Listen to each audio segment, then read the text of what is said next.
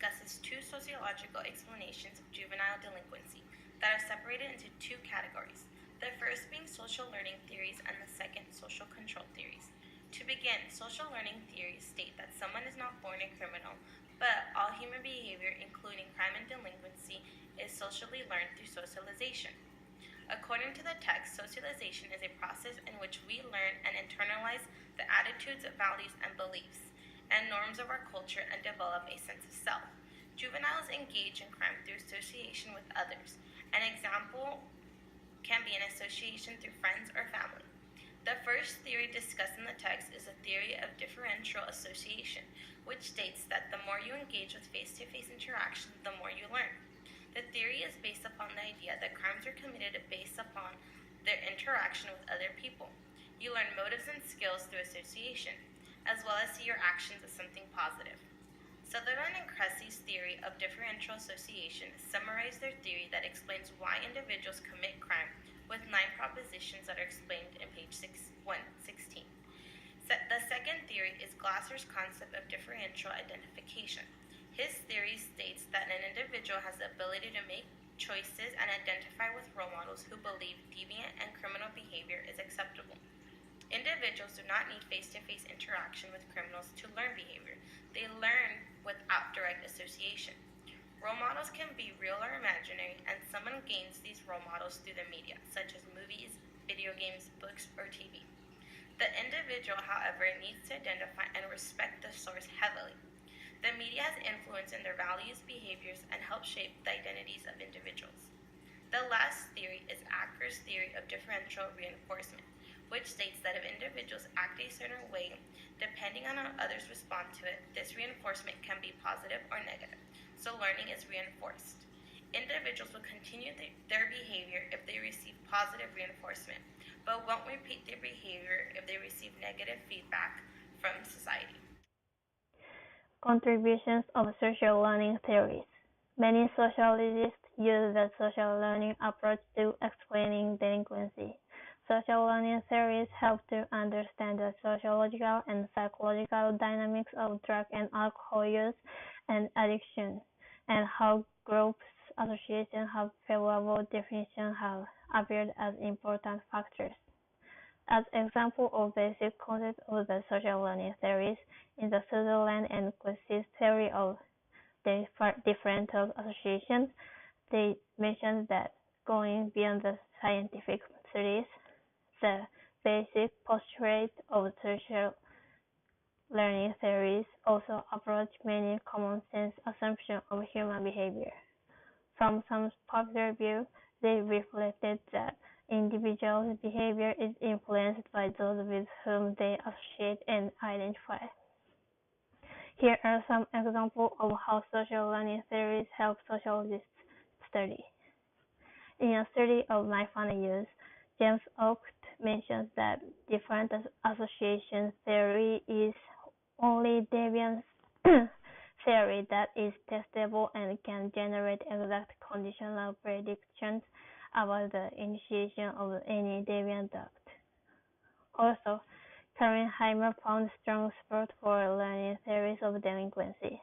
Her studies research showed that violent delinquency is a product of learning definitions favorable to violence, which itself is determined directly and indirectly by association with aggressive peers. And then David Shackle admired the generality of theories that use socialization as explanatory factor in human behavior. Criticisms and limitations of social learning theories. Some sociologists argue that the relationship between delinquency and association with other delinquents may be opposite from Sutherland and Cressey's view. They stated that the social learning theories may not explain the original causes of crime, but describe a process whereby criminality is transmitted and perpetuated in some delinquents. The reason why some sociologists do not accept social learning theories is that those theories do not manage delinquents' emotional impulse or passion. For example, Not all people who live in highest crime rate area attempt to delinquent. David Matza insisted that deviants do not always give moral support each other by approving deviant acts. Most of delinquents share with non-delinquents the view that their antisocial behavior and that of their friend is wrong. Therefore, the idea that the purpose for teaching and learning of delinquent values and techniques occur as more experienced delinquents communicate with youthful novices is misleading. Testing social learning theories may cause operationalizing difficult. Social control theories ask the question, what causes conformity, instead of the typical question, what causes delinquency? Previous theories centered around the idea that deviants are somehow inherently different from conformists, and these assumptions divided juveniles into two categories, delinquents and non-delinquents. This idea suggested that delinquency was a lower class phenomenon that was supported by a large amount of data. However, other social scientists and criminologists were starting to say that this was actually an oversimplification of juvenile behavior regarding social norms.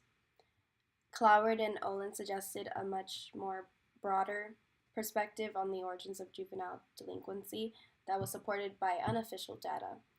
Studies that were done were mainly self-report and victimization studies, and it showed that a lot of juvenile delinquents go undetected, unreported, or are informally handled. There is a considerable amount of evidence that shows that a majority of youths commit the same illegal acts, but only a small minority are officially categorized as a delinquent.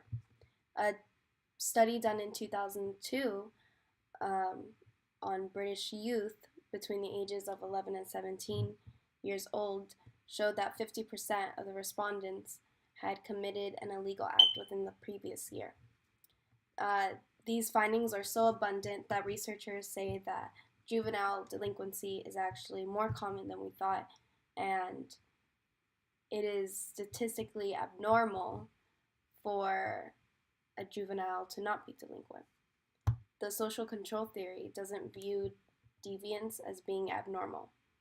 It implies that all of us have the potential to commit deviant acts, and the only reason people don't commit them is because they have effective restraint, also known as social control.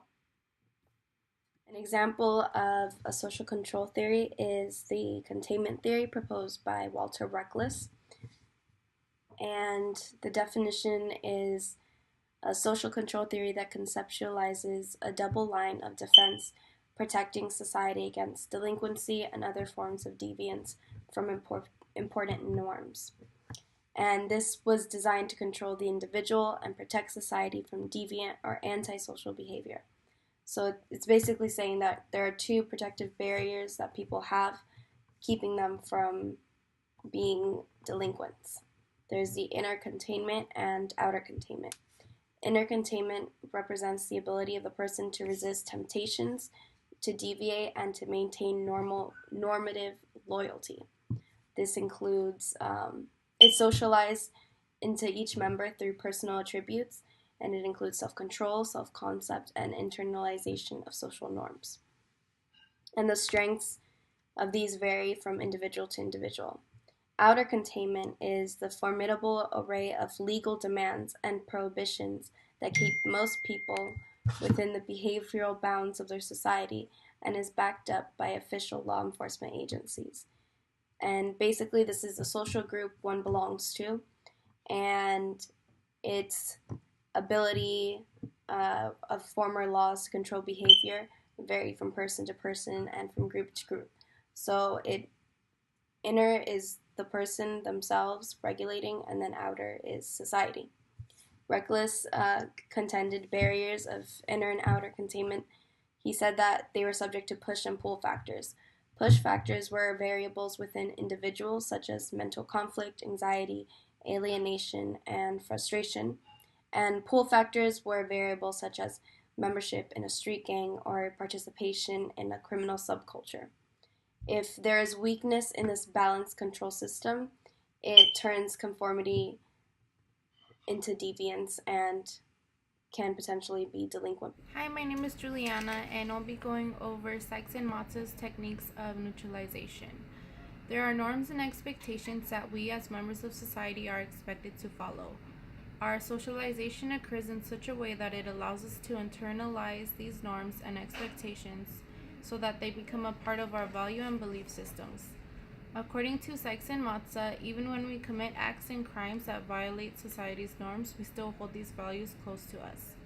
Therefore, we employ special techniques to help us justify our wrongdoings to ourselves and to others. These techniques, referred to as techniques of neutralization, are named such because they neutralize our values temporarily so that we can commit acts that our values would otherwise not permit. Though Sykes and Matza focused on how delinquents use these techniques, anyone can really use them to justify his or her behavior. Sykes and Matza identified 5 techniques of neutralization. The first is denial of responsibility, and that occurs when we recognize that our behavior is a direct violation of society's norms and expectations, but we believe it was not our fault because we did not believe we had any other option. People who use these techniques make statements such as, "I was forced to do it," or "given the situation, I had no choice." Maybe they had a rough childhood, they were framed, or that it was an accident. The second is denial of injury, and that's when we recognize that our behavior was wrong, but we state our behavior did not harm anyone, so it is okay. They might try and say that they were stealing, that they weren't stealing, that they were just borrowing. The third is denial of the victims. Many delinquents try to downplay their crimes by insisting that their victim had it coming. Most common crime that this is used is under rape.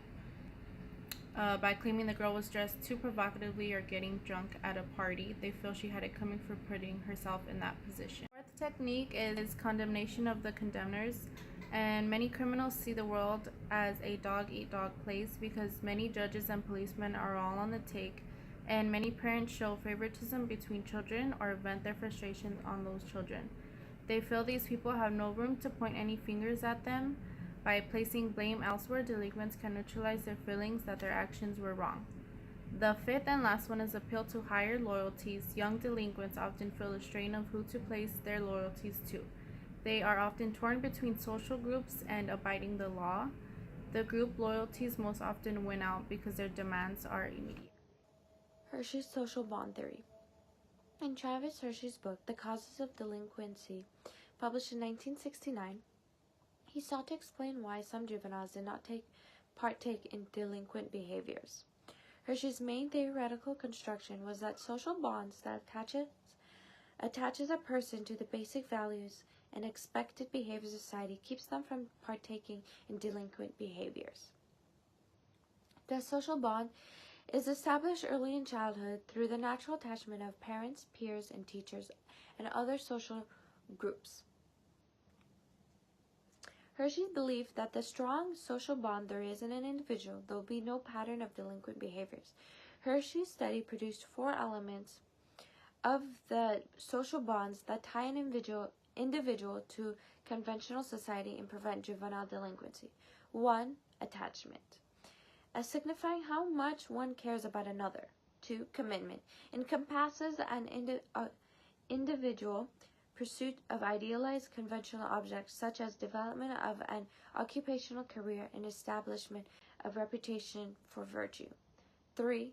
Involvement, individuals' preoccupation and heavy investment of time and effort in conventional pursuits ensures conformity by reducing one's availability for deviant activities. 4. Beliefs, one's perception of the moral worth of social norms. If laws are perceived as right and proper, they probably will be respected. Individuals entertain doubt about the viability or validity of social norms. The 4 elements of social bonds and their degree of their attachment, commitment, involvement, and belief of conventional behavior, thus variability in their individual ability to resist deviance and delinquent behaviors. Delinquents tend to have relatively weak social bonds and consequently feel little remorse for violating generally accepted social religiosity and juvenile delinquency. The idea that religious beliefs and practices can inhibit criminal deviance, or stated conversely, the lack of religious involvement can enhance the likelihood of criminal behavior, has been in debate within the criminologist sociologist groups. This debate over religiosity on criminal and delinquent has been within the context of social control theory.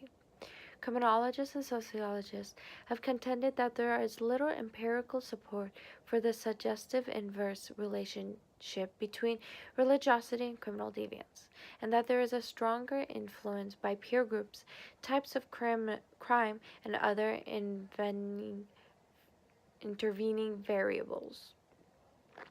On the opposite side of the debate, a number of criminologists and sociologists contend that there is a growing evidence that the absence of religion is present in criminal delinquency. They believe that religion is a crucial integrative mechanism for maintaining social order and fostering common beliefs and values. Both sides of the debate have agreed that religious socialization and commitment of young people can reinforce social bonding to community and standards and stem the tide of juvenile delinquency. I'm going to talk about the contributions of social control theories located on pages 131 through 133. This section of the chapter basically talked about all of those who contributed to the ideas of social control. It was noted that these theories are more broad compared to the other approaches that help comprehend delinquency. So basically, to start off, one example that is given in the book is the reckless containment theory. This theory is based on how ideas are shared by the social learning approach. It is developed by the process of socialization and interaction involved with positive influences and their environment. Another contribution was the research that Reckless and Dinitz conducted. They found that the self-concept assessment given to the young adults were significantly involved in the prediction of future behavior and events. They found that if a good self-concept with favorable socialization, it prevented delinquency, while those with poor self-concept couldn't stay away from it. Thompson and Potter also contributed and found that the control of delinquency involved a favorable self-image and that they needed to be goal-oriented, have tolerance towards frustration, and also reinforcement. And then there was Sykes and Matza, who found that juvenile delinquents frequently changed their loyalty and behavior between conformity and deviance. That was in the book. Lastly, Hershey also contributed and found that juvenile delinquents were not as close to their parents, peers, and teachers than those who aren't delinquents. Hi everyone, my name is Diana Navarijo, and I will be talking to you guys about the criticisms and limitations of social control theories. So first, we'll start by talking about the criticisms of recklessness containment theory. So the main critiques of this theory are Cohen and Short. So Cohen and Short reject the main idea behind containment theory, which is that delinquency is an inherent potentiality in all human beings. We also have Matza, who basically rejects the same idea, and he perceives offending behavior not as a response to human nature, but as a response to temptations faced by juveniles. Matza also has this idea of free will and drifting, in which basically free will is one's realization that delinquent behavior can be done without apprehension, and this realization results in drifting into delinquency. Now, the problem with this is you can't really use free will and drifting in the same sentence because they basically contradict each other. So that's where the main criticism of this idea comes from. We also have the criticism of the social bond theory, and the main critique of this theory is Hirsky himself. So what Hirsky says is that his theory underestimates the importance of delinquent friendships, and it overestimates the significance of involvement in conventional activities. We also have Marvin Crone and James Mossey, who basically examined the social bond theory using data from a sample of around 3,065 juveniles. So what they found is that elements of bond were more predictive of less serious deviant behavior than they were of more serious deviant behavior.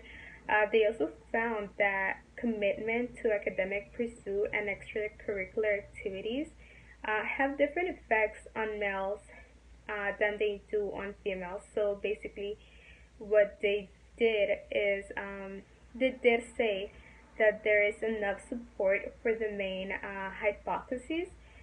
They still call for further research. Now, aside from all of this individual criticisms for individual social control theories, the main criticism for social control theories overall is that the researchers presume guilt on the part of the adolescents that they are studying and justify the deviant label through motive monitoring. And basically, what it does, it creates hypothetical motives and rationalization on the part of the juvenile. But more on this will be touched on chapter 6.